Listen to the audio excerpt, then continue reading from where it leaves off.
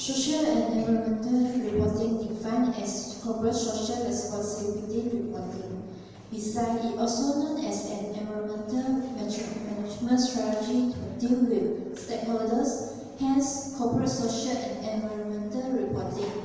In 1990s, social and environmental reporting is a trend for all the organizations to follow and required by the government. In the annual report, the organization has to disclose the environmental policy, social policy, strategy, and management system to overcome the pollution problems. Good afternoon to Mr. Ravi and our lovely classmates. Today we are going to discuss about, with a greater awareness on the issue of sustainability, can social and environmental disclosure practice be considered a mechanism for discharging social and environmental accountability. Before the discussion starts, let me introduce my group members. I am Jessica, the first speaker of affirmative team, Sophia, second speaker, and Freemond, the third speaker. From the negative team, they are Chai, the first speaker, and Catherine, the second speaker. We are debating the resolution about the social and environmental disclosure practice is not sufficient for corporate reporting of sustainability performance. We, on the affirmative team, strongly support this resolution. It is because the sustainability reporting requirements that required by the country is not same for the other country. The country will have different priorities, part of the sustainability practice and reporting. According to ACCA, some of the countries generate their understanding of sustainability from the Freemond definition. However, they still have different understanding and emphasis of sustainability reporting requirement. In Sweden, the country is more focused on the environmental aspect than social aspect. Besides, the country can choose to develop their country into a single mainstream government or stand-alone sustainable development strategy. Usually, the country will involve accountancy profession to evaluate the country's indicators and reporting structures. Therefore, the indicators and measurement framework for all the countries are different. Furthermore, the lower tiers of government cannot follow the national sustainable development strategy in national level. It's because the requirement to sustainable for the lower tier government is totally different than the higher tier governments.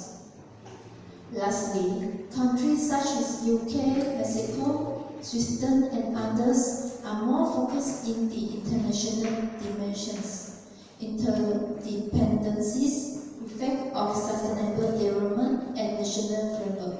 This is causing the process of action and reporting become complicated. Thank you. Good afternoon to Mr. Larry and the audience. Thank you for the fantastic statement from the first speaker of affirmative team. However, we resolutely oppose your statement and think that social and environmental disclosure practices is sufficient for corporate reporting of sustainability performance. Firstly, there are several guidelines or standards for sustainability reporting. Today, we will focus in the Sustainability Reporting Guidelines launched by Global Reporting Initiative, GRI. The guidelines align and harmonize as much as possible with other internationally recognized standards, such as the OECD's guidelines for multinational enterprises. Besides that, the guidelines focus on material topics or aspects. They provide strong guidance on how to identify material aspects and explain how to determine where boundaries are set. This helps the reporters to concentrate on the impacts that really matter. For example, it mandates management to explain how they evaluate the usefulness of its approach, the results of such evaluation, and any adjustments that are made. In addition, the guidelines offer two options to the reporters to demonstrate the organization's sustainability report complies with the guidelines. Organizations must fulfill all the requirements for either core or the comprehensive option and include in their report a GRI content index in the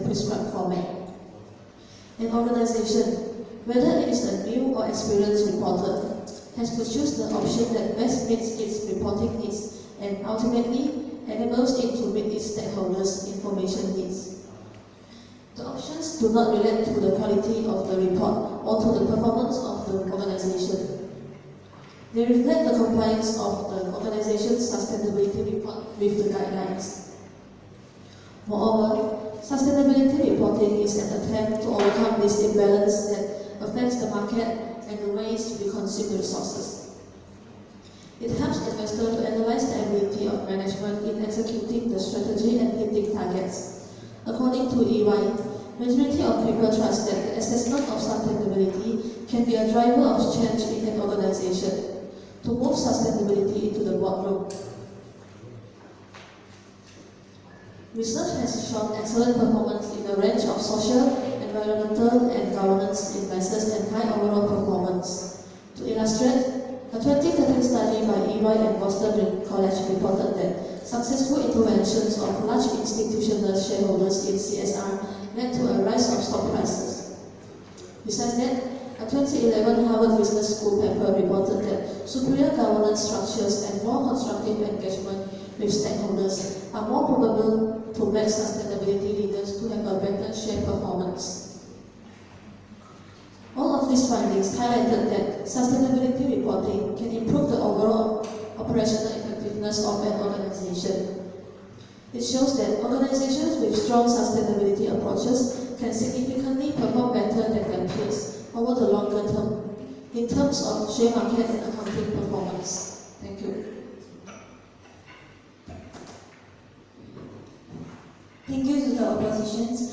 As you mentioned earlier, the ISMA research shows an excellent performance in the range of social, environmental, and government indices and high overall performance. However, sustainability reports adopts different guidance principles which the reporting organization use to identify the information that should be measured and disclosed. There are two types of mainstream financial reporting standards that can be used to disclose the information, either the principle-based or the rules-based approach. However, different companies might use different report formats to present their company performance. These differences limit the accountability and efficiency, as the stakeholders will struggle to identify which report contains sustainability information. Furthermore, there are some other challenges in sustainability reporting governance. The sustainability reporting practice might not sufficient enough and will threaten the effectiveness of the information that can hold the firms accountable for their sustainability performance. Another point of view, lack of implementation of guidelines is not sufficient enough to assist in preparing the corporate sustainability reports. As the corporate risk management becomes highlighted from the scandals, employee mistreatment, result of bankruptcy, and others, this will bring a negative impact of their business operations on the employees, society, and the environment. Using Korean as one of the examples, Korean is one of the construction company declared insolvency after 3 profit warnings and a collapse in the share price. This failure reflects the long-term failures of the government in understanding the design and management of contract and outsourcing. According to Wegman, normally a sustainability report is often associated with other terms of non-financial reporting, such as CSR reporting or triple bottom line report. Some companies devote their company resource towards social responsible activities. However, the report may not reflect accurately the company's reality in terms of sustainable practice. Another example will be the BP. BP is one of the companies that has engaged in ensure sustainability reports. In contrast, there is some important aspect was overlooked and has not included in the reports, which end up being a major confirmations in the deep water explosions. The Deepwater Horizon oil spill forced BP to implement a strategy covering for its irresponsible actions with CSR engagement. Based on these cases, it shows that these guidelines are not sufficient enough for the company to provide a sustainability report. Thank you. Thank you to the second speaker of affirmative team. You have the good point, but we still disagree with you. In order to assist in preparing the corporate sustainability report, the following methods govern the use of the GRI report framework in preparations. Firstly, they are using an interactive process of setting out the reporting boundaries, stakeholder inclusiveness, importance of the principles, and sustainability context to identify the relevant topics and relevant metrics. It may be appropriate to report. Besides, when they are determining the topics, they will consider the relevance of the GRI guidelines and all indicators identified in the applicable industry supplements. Based on the set of the corresponding topics and indicators identified, the test lists for each principle are used to assess which topic and indicators are material and therefore being reported. In addition, the principle of prioritizing the selected topics and deciding which topics to emphasize is used. Moreover, specific methods or process for assessing the materiality is always considered the guidance and test in the GRI reporting principle. According to Alexander, the social and environmental disclosure are mostly voluntary. It can be used both as a tool for inductions and executions, and as a good communication platform to provide the company with an urgent need to go beyond the greenwashing. The disclosure creates the compliance factor that requires a more reliable corporate responsibility approach and includes the internalizations of environmental costs with the ultimate goal of reducing the externalities. So, for example, the government regulation issued by the Indonesian government are the first that mandate to report their social and environmental activities in their annual report. The government said that the regulation is a follow-up to the Company Act 40 in 2007, as it will strengthen the country's corporate social responsibility, which is the CSR agenda. After the new regulations has been issued, the companies in Indonesia are currently required not only to embrace the social and environment activities, but they are also willing to reveal their activities in their annual report for the year which are regarding to the social and environment. Thank you. Thank you to the second speaker of the opposing team. However, I do not think you and I have the same opinion on the issue. As the last speaker, I would like to strengthen the arguments of the affirmative team. According to the research done by Abdallah, Nabiha and Sharuddin in 2014, the disclosure of the information on the social and environmental among some of the companies in UK, US and Australia was often little, and often there are no such information when looking at their annual report. This could be due to the level of government and public pressure is low, as well as it is widely believed that the companies do not have a significant impact on the environment. Furthermore, Thompson and Zakaria also argue that when adequate social and environmental information is disclosed, companies are attempting to achieve one of their objectives only, which is to improve their image.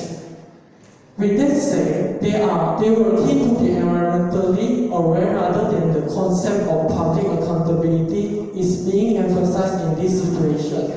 For example, Tang mentioned that this misconception can be seen through the Deepwater Horizon disaster in the Gulf of Mexico. This crisis has brought a lot of criticism to BP, the company that operates the offshore oil rig. Due to the strong dissatisfaction and disappointment over the company role in the Gulf spill, it has significantly erased on what the company had done on its corporate responsibility fronts in previous decades. In fact, Heflin and Wallace highlighted that BP was the trailblazer of the social and environmental reporting, whereby the company has been discussed for its greenhouse gas emission reduction targets in its 1998 corporate responsibility reports. Hence, the company must be accountable for the accident, since it has caused substantial damages to the wildlife, the local coastal communities, several fisheries and tourism business that rely on the Gulf for their day-to-day business. In conclusion, given the facts and circumstances provided in this debate, it is likely that social and environmental disclosure practices is not sufficient for corporate reporting of sustainability reporting. Despite there are some useful guidelines in preparing the corporate responsibility reports such as the GRI framework, however, it does not assure that the company will be free from greenwashing, and compliance with these guidelines may result in very long and inaccessible reports. Hence, social and environmental disclosure is deemed to require a huge organizational commitment and effort.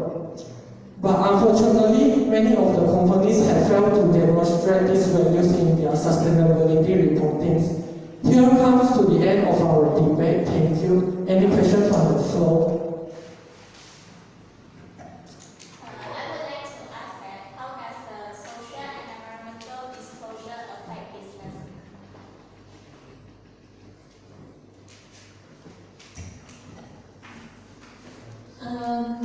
Thank you for your questions. And a business must utilize and adapt to its external social environments, or it will not survive. A business must be keenly aware of the society's social preference regarding to its needs and what they want. These preferences and needs and wants will be influenced by the populations of their beliefs and their practices.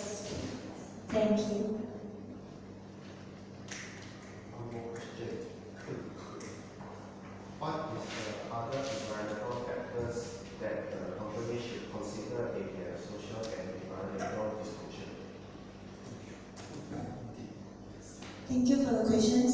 Another consideration will be the workplace. Workplace has also been recognized as one of the important determinants. Physical working conditions such as dangerous substance, mercury, as well as physical demand, human factors, and economic problems can affect the safety of the employee.